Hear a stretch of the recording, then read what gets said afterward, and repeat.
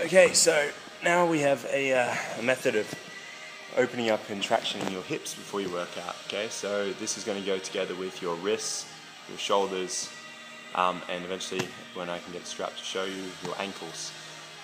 It should be done before you do any sort of serious work, especially on that specific joint capsule.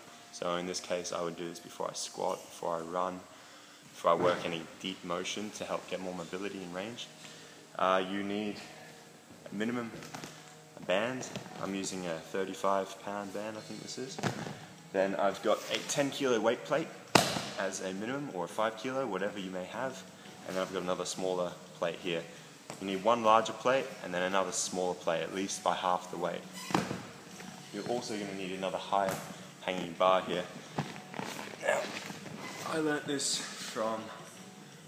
basis of this from a wonderful website called Mobility Wod. A lot of CrossFitters use it, and I adapted it more for purposes of what I would use in circus-style movements, gymnastics, where you require much more flatness and elevation of your hips. Okay, so leaning back and pulling your leg through the band right up to the crotch. Okay, so it should be right underneath the actual joint here. I'm then going to place my right leg, in a 90-degree hold. You can see it's quite high here, so I'm going to place this weight plate over the knee, and the other one on my opposing hip joint.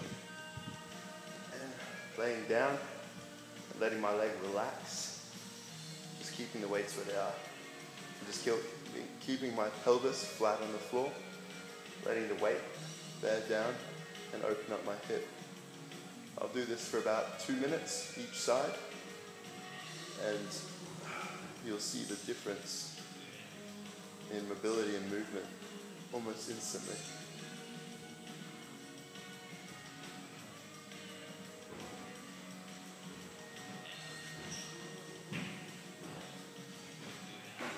Give me my phone. Can you turn my phone off now?